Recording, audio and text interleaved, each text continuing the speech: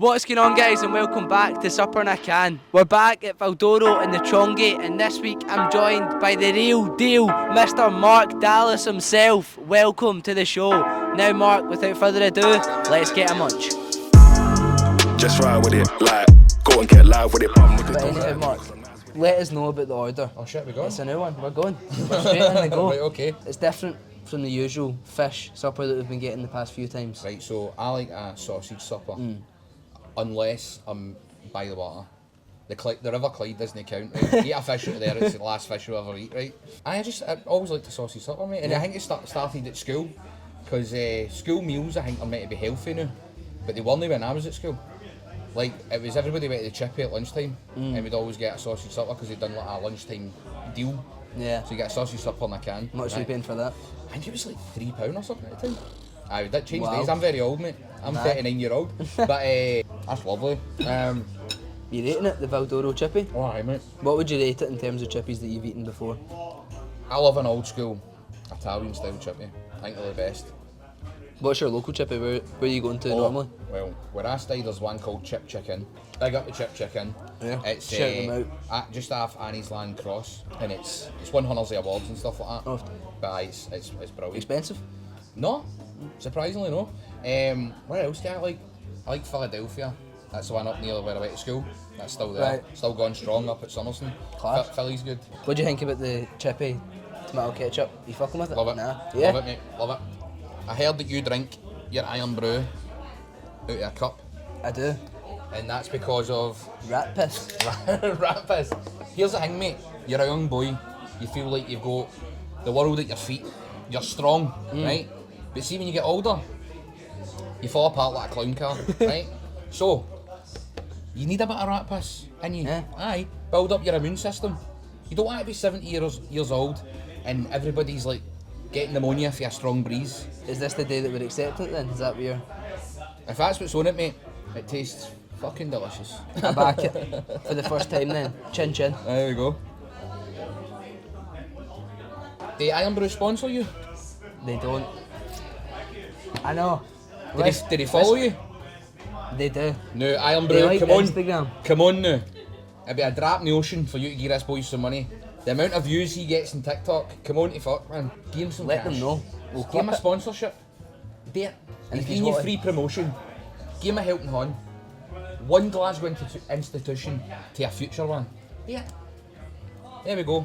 That's my wee. That'll be it sorted. The Aye, week aye, after aye. this is posted, Clip they'll be in that, my mate. email. Clip that, mate. Get that out there. Thank you. Aye. I'll tell you a story about our first TV show then. Got this TV show when I was working as a lifeguard in Scotland Leisure Centre. And I'd ran a couple of shows, right? So this was our first TV taping. So normally there's 8 matches in a show, right? So what we're going to do is we're going to have 2 matches per episode. So in one night we're going to film a month of television. How long roughly do these matches go on for? It depends, I can make them longer or shorter. I mean, I write the show. We are talking about wrestling, by the way. Aye, I didn't sorry. notice that we never said that. Because Sorry. we didn't introduce Mark. You co-owned and you founded it as well. Yes. ICW. Which Insane is, Championship Wrestling. for those who don't know about it, a quick wee brief backstory. Let them know. So Insane Championship Wrestling started in 2006. The second best thing to come out that year. You? Oh, there we go, mate. 2006 was when I ran my first show. And then about 2010 is when it started to get a bit of traction. 2011 is when it sort of blew up. 2012 we had a BBC documentary, nationwide. Insane Fight Club. Insane Fight Club 1, and then Insane Fight Club 2. was the following year, and then Grado took off, and ICW got all this traction. Next thing we know, we're You're running involved like. to the WWE. That was later on. That was about 2016. That happened. We started running the Barras and the O2 EBC, which is burnt down. They're about to. That's about to. Is that the one that's about to get demolished? Yeah. It's a shame, Mad. man, because that was a great venue. My dad was saying that earlier. That was one of my favourite venues to run. Really? That and the Barras, I'd say, were my 2 favourite in Glasgow. Why not SWG3? Oh, I do like SWG3 actually. The only problem with there is, for a wrestling show, the amount of staff you've got backstage. So if you're a band, it's a great backstage. But a wrestling show, you've got like 30 wrestlers, you've got like film crew, commentators, everything, and the backstage is a bit cramped for that. That's ICW. ICW is a wee Glasgow company that grew to great heights and Not so wee at the end. Aye. No, now anyway. And, Still going. I still gone, aye. I left a year and a bit ago to pursue other things, but I was done with it, mate. I was like, Yeah. aye, by the end it was just a job. I felt that way for the last couple of years, to be honest with you, mate. The last like 6 or see me signed with WWE 2016, maybe nearly 2017 actually. For about then is when I was like, it's not going to be the same because we were kind of rebellious and anti-authority and all that. And then it was. And I sold it. But I sold it for an it amount worth healthy, an amount worth selling it for. But people don't realise as they see these big shows you're doing at the Hydro and the Barras and all that, but they don't realise the outlay of putting these shows on. It costs tens of thousands of pounds. I mean, the Hydro is 50 grand. It'll probably be more now, just for the hall. Is it? I don't know. That amount we paid didn't include lights, sound system, all that. That was just that was security for the venue, staff in the venue, and the hall. Then we had to pay for like fireworks, and fireworks alone were a couple of grand. Do you know what I mean? We allowed fireworks inside it? Yes, you're not allowed them in the SEC because I think it was it Metallica or something? Might have been 1994, 95. They had fire shoot out on stage, and I think it hit the roof. Oh. So the SEC didn't let you. It's not called the SEC. They used to be the SECC. They don't let you have it in there. You're allowed to have it in the Hydro, but there's a lot of red tape. So you need to pay for other things like for example, if you have a wrestling ring in the Hydro, it's a raised platform that's no part of the venue. Right. So the council charges you for a thing called a Section 89, and I couldn't believe this. So they showed up at our training facility, which is up at Townhead, right? Council representative and another wee guy, and they've got the ring set up. So I'm like, right, have a look at it. And the guy goes, aye, gives it a kick, like one of the metal beams. And he goes, that's fine. And that cost me £500. And I was like, are you fucking joking? I went, you not got to check it for structural integrity or anything? He went, nah, it looks pretty sturdy. So it's a con, you know what I mean? But there's all these wee cons. And all these wee things that you need to do. And then like red tape for like fireworks and stuff like that. The production for that show. Well, that's what I was going to ask. What was the production the hardest part, would you say? So my business partner Duncan dealt with a lot of the production side of things. That was what he was like best at.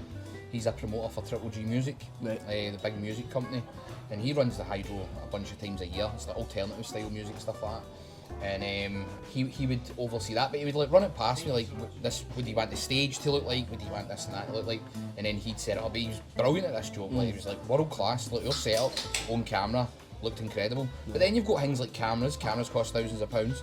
Boom mics. You've got like the big frame where a guy runs about with the camera in the frame. Yeah. I don't know how they do it without having back problems, but it's like all these things add up. So I took the money off WWE, but I took the money because we were spending that much money that see if we had a couple of shows that didn't sell the tickets to get you the profit margin, a couple of wrong steps, it would all fall apart. And it was terrifying. Like all the time you were stressed that you're not. What has been your kind of biggest run-in the wrestling world with like bigger names? The Dudley Boys. Do you know who the Dudley Boys are? No. They're for WWE. They're like one of the most decorated tag teams of all time. Is it the Three Brothers? No. They're called Team 3D and other companies. If you saw their faces, you'd know who they are. They're like one of the most famous tag teams of all time. One of the most decorated as well. The most titles in different companies and stuff like that. They were in like ECW, TNA, WWE, and they showed up, and I'd paid them a lot of money. They just left WWE like on the Monday, and by the Tuesday I'd booked them and announced them. It was just like a big deal right at the time for my first big Hydro show. And as they show up, now these guys are huge, like massive guys, right? And they walk in, and I've told them beforehand, look, I need you to lose to my tag team champions. Because that's the reason I'm booking them. I like to put my guys there to make them bigger stars, elevate them. And the one of them, Bubba, comes up to me and goes, Bubba? Bubba Ray Dudley, man. He comes up to me and goes, we're not losing. And I'm like, what do you mean you're not losing? And he's like, we're not losing. Was he American? Aye. He's like, give us his accent. Come on, you've got a good American accent. No, I can't do his accent. It's Philadelphia, I think he's from, New York or something like that. But he's, I'll do a couple of accents later, mate, but I can't really do his accent that well. I don't want either because he'll kick fuck at me. He's terrifying, mate, right? So people want to see us hit the 3D, that's their finish. And I'm like, look, mate, I've paid you. You're here. I told you this when I booked you. This is like 3 months later or something, do you know what I mean? And he's like, nah. And I'm like, alright. I went, well, we'll just cancel the match. But I'm shiting myself because I've advertised this. This is one of my marquee matches, one of the big things on the poster and all that, right? 7,000 plus people coming to that show. Oh. And I'm like, oh no, man. But I can't show him that I'm terrified. And he's like, you're going to cancel the match? And I'm like, aye. And okay. And he walks away, talks to Devon. He comes back and he goes, listen, can we come up with a different finish where, like, we put that team over, like, so my team win, but then after it, we attack somebody and hit our finisher? I went, absolutely, we can do that. So I go, a guy called Davey, who's managed by, you heard of the Wee Man? Aye, so the Wee Man was his manager, so Wee Man and Davey go, one of them got 3D'd, I think, and one of them got put powerbomb through a table in the middle of the hydro. Aye. There's a couple of stories like that, and then there was Kevin Nash and all, said that he didn't want to do anything because he was in a bad mood, because the person that had him on the show before us, now Kevin Nash is 7 foot tall, right? Former WWE World Champion.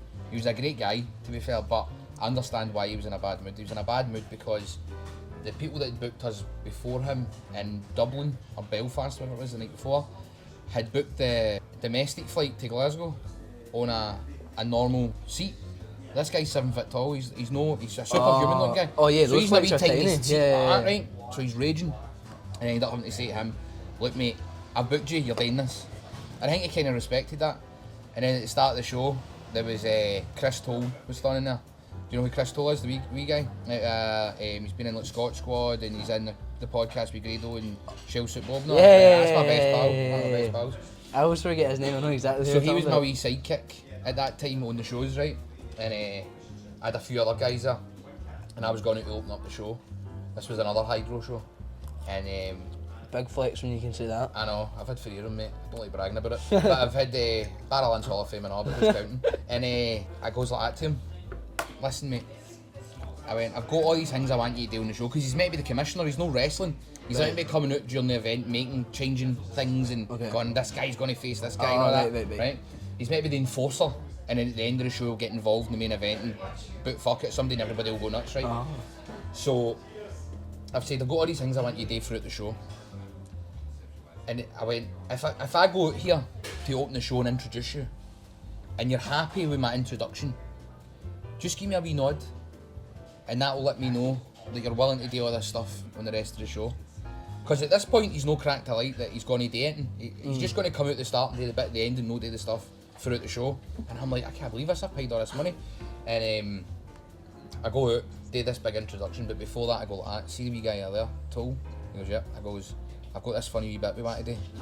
So Kevin Nash does this thing where he goes too sweet, and him and this, you go like that with him, right? And I go, if you come out and you nod and you're enjoying it, what we're going to do is we're all going to go like that as if we're going to do too sweet, right? But then Toll can't reach, and then he tries to jump, and then we all turn around and pick up Toll, and then we all do the too sweet thing, right? And he went, okay. He says, I don't think you'll convince me, but okay. Right. So I go out, cut this wee promo. His music hits, he comes walking out, gives me a wee nod. I'm like, oh brilliant. We did a wee bit, too sweet, everybody laughs. I go to the back, he starts cutting his promo. He comes backstage, now he had bad legs, right? His knees were absolutely shot. Had always wore like knee braces and stuff like that, right? He comes backstage and goes, that was great. He goes, you need me out there for the next match to kick this guy in the stomach? I went, aye. And he goes, I'm gonna go get my fucking knees on. I was like, yes, man. Kevin Nash went and strapped up his knees. Next match he's out kicking fuck out of somebody. Next match he's out introduces somebody. Next match he comes out, takes a chair off somebody, hits him with it. And I was like, this is fucking brilliant. It was good, mate. It was good. The only terrifying one, like really terrifying one, was a guy called Hardcore Holly. So Hardcore Holly was a known,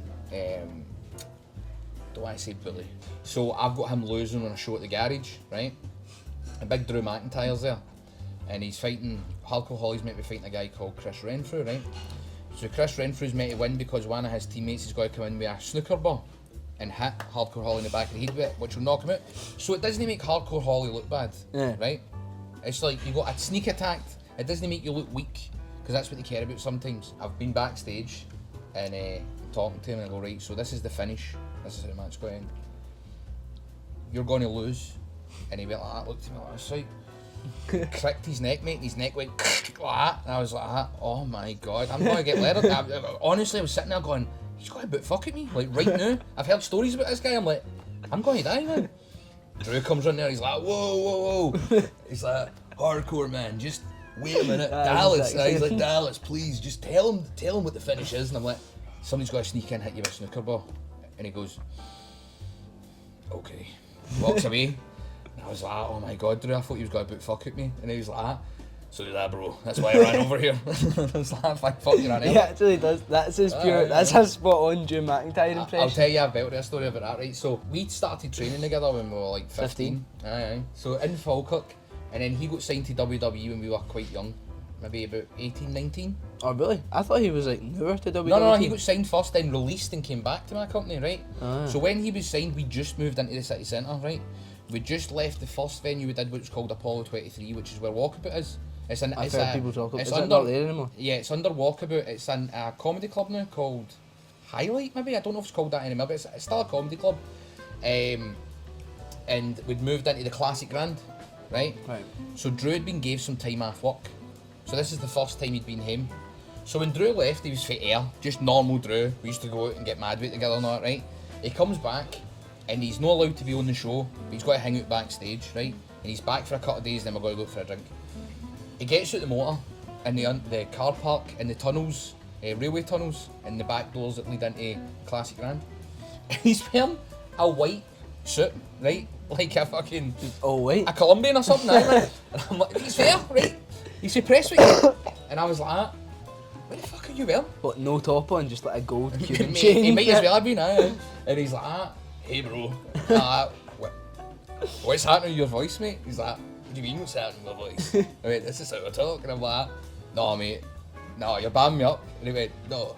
And he then told me that he got sent for elocution lessons because they didn't like his accent in the WWE.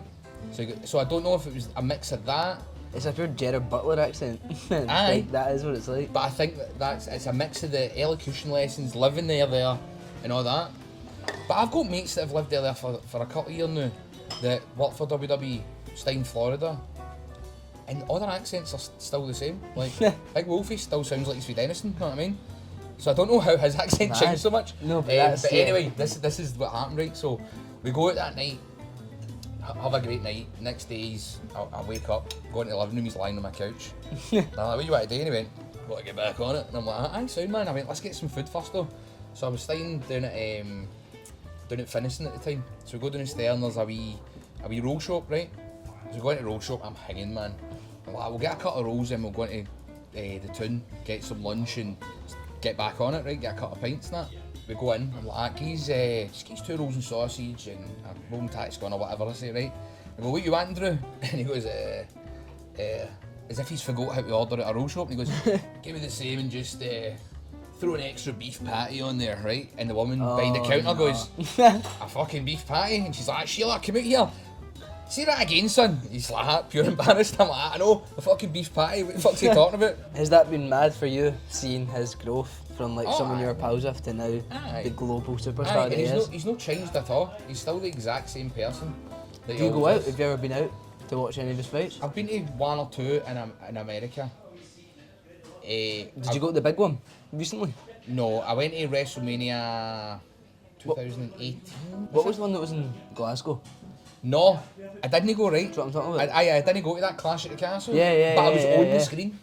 So somebody Really? said, so I was sitting in my house and somebody messaged me and went, you're on the telly now? I went, what? And I put on the channel and it was like a hype video for Drew and how he left WWE, came back to ICW, revigorated his career, and then off he went to WWE, became the world champion and all that. And there's an interview with me in it.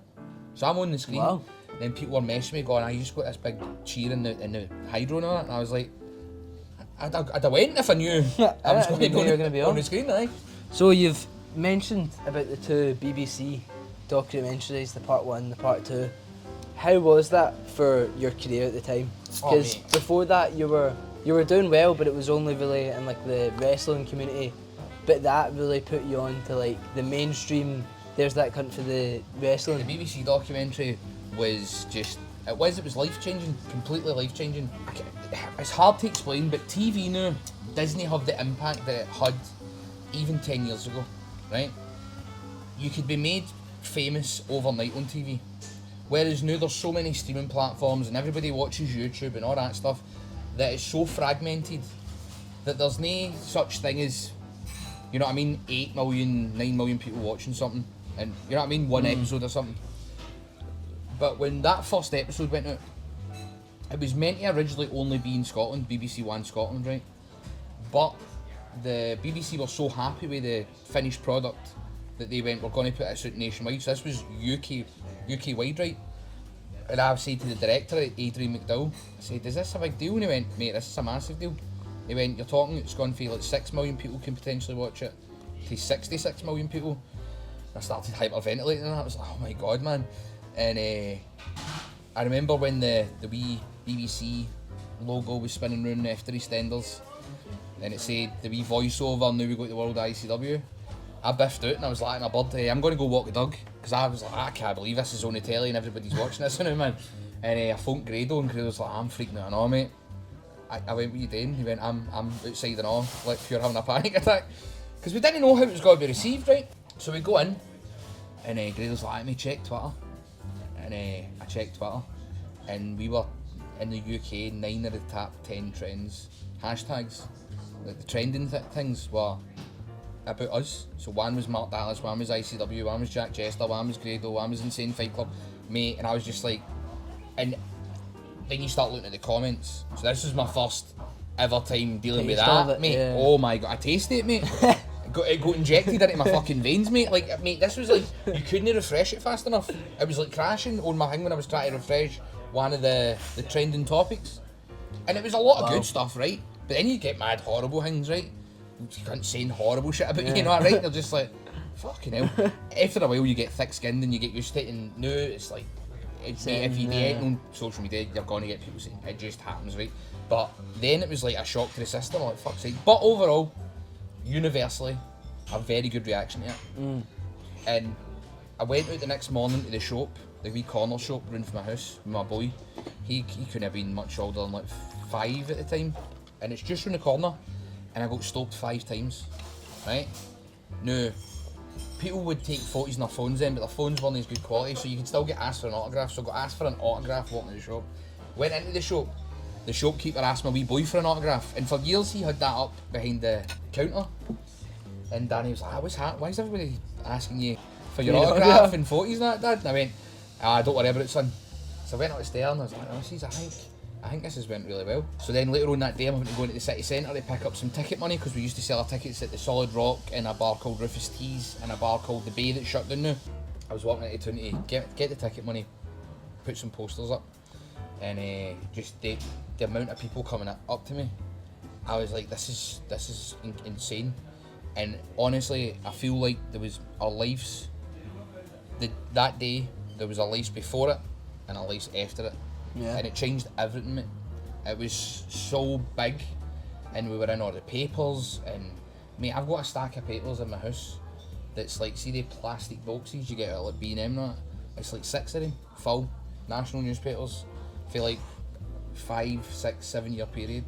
But there's one box that's specifically for the days leading up to Erin and the days after it, Erin.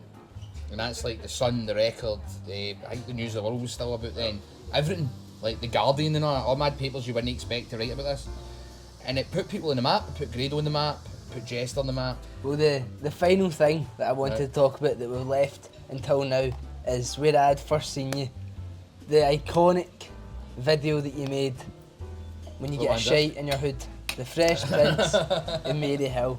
I mean, like, that's like how, like, I was singing it to them. Even just like when you start saying the first 2 words, I can't do it without going the full thing, because it's a tune. How did you even come up with that? Was that just another stoned idea? That was a stoned idea, mate. Seems like that was an old video. That was an old video that was put on Facebook. Oh, mate, it's such a good video. I was playing it in my head. So basically what happened was, it was Facebook, it was trying out videos for the first time. So nobody could post videos on Facebook, and certain accounts that were verified were allowed to like trial it, and it let my page trial it. And I was like, post video, what the fuck's this? And I was going to Glasgow Green because it was fireworks night, right? So I just put up this big video going, I'm in Glasgow Green, I'm too big for the teacups, I'm too wee for the other rides. I've spent 80 quid and somehow all I've got is this fucking Minions balloon. Because my boy was wee at the time, and it pans up and I've got this Minions balloon. And I go, Glasgow Green's shite. That's what I said, so it's not even that funny, right? But my phone dies. And I go home on the bus. This is an hour later, put it on, 1 million views, right? But it must have been because hardly anybody can post videos, right? What the fuck? I'm going to start doing this. So I done one where I was walking into House of Fraser, I done that one, Mary Hill one. I just started firing them up. And then TikTok started.